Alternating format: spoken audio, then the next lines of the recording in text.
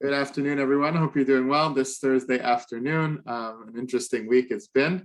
I'm going to do a couple of Rashis today from Parshas Bo and from the end of the fifth Aliyah. So we're in the midst of receiving all of the instructions really about Korban Pesach and the various mitzvahs associated with it.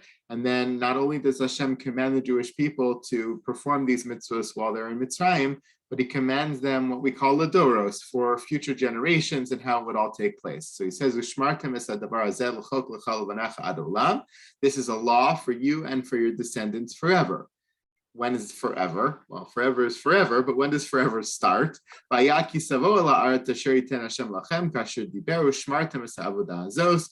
come into the land that Hashem is going to give you, that's when you should keep this avodah, you should keep this service, which is why Rashi tells us over here that it was Tala, this mitzvah in Bias Haaretz. Chi Tavo Haaretz means that this mitzvah was not performed in the Midbar. It was only performed once they got into the land of Israel. So that's the foreshadowing of how this mitzvah would take place later on in Jewish history.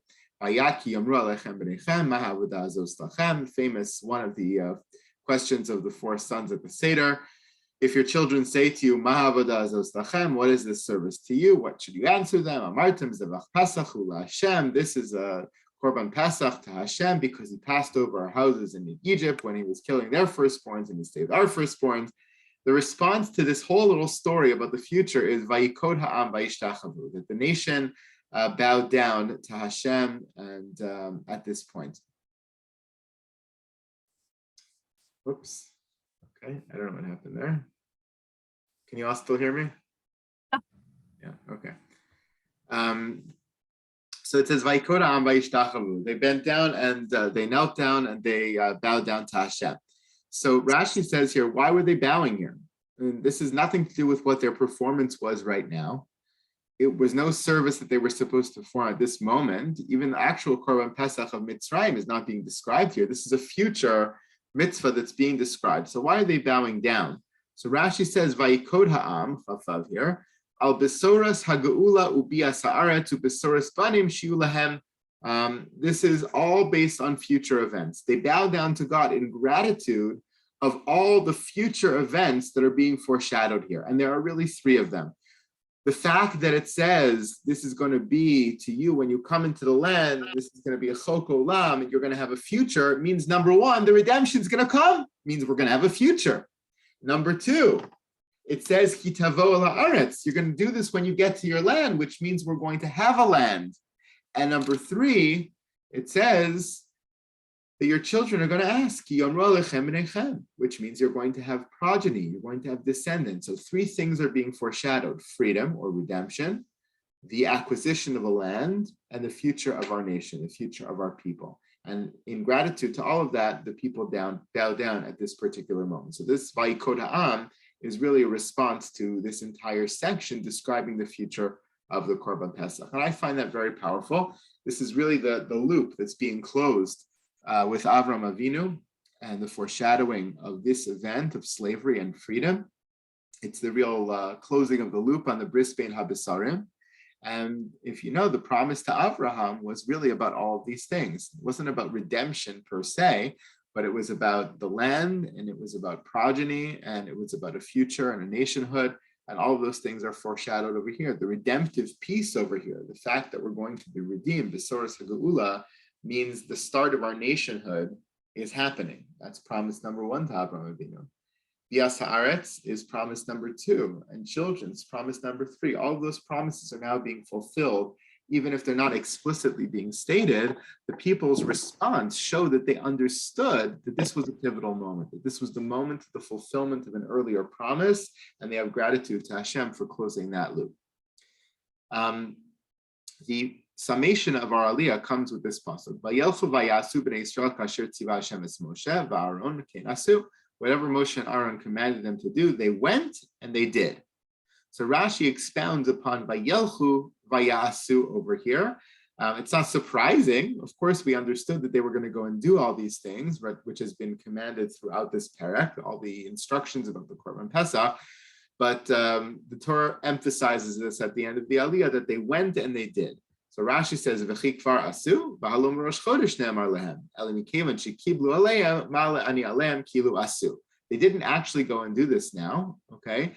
Because this is already being said from Rosh Chodesh. The command to take the Korban Pesach happens on Rosh Chodesh Nisan.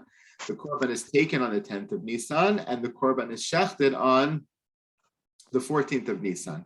So as they're being told these commandments, this is still something that they haven't actually performed yet. It's not going to happen for another 10 days or 2 weeks. So what does it mean? Vayelchu vayasu. They went and they did it.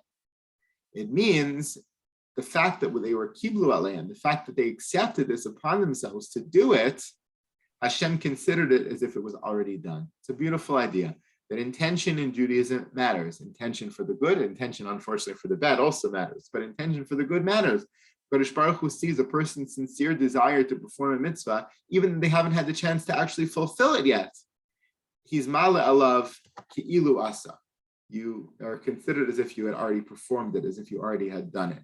There are various facets to this conversation and to this principle, but in a larger sense, what it's really trying to convey is that Hashem is machshiv, a person's thoughts and a person's intention. Hashem places great importance and significance and weightiness upon a person's intention to do the good as if they had already done it.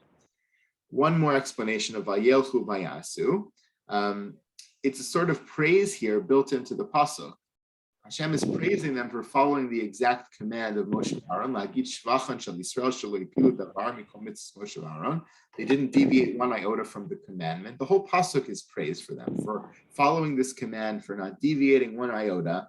So Rashi says the Vayelchu is included, even though it's the preamble to Vayasu. Right? When a person goes to a mitzvah, they go Don't and see you then now. See you later. And if you could have stuck your head in. If a person is doing a mitzvah, and then they're going to get credit for it, they're going to get praised for it, they're going to get credit for doing it in the right way with all of the details, that's fine. But what does Vayelchu have to do with that? Why are they walking towards doing the mitzvah? Why is that even considered part of this praise in the pasuk? Rashi says, because af halicha mana kasuv, even the walking to do the mitzvah, even the thinking about doing the mitzvah, was important to HaKadosh Baruch Hu. Limed schar lahalicha v'schar la'asiyah. There's a special reward for going, setting on your course to go do the mitzvah, and then another reward for actually doing it. So what you see in the totality of this pasuk in Chav Ches, from the two Rashis that we saw,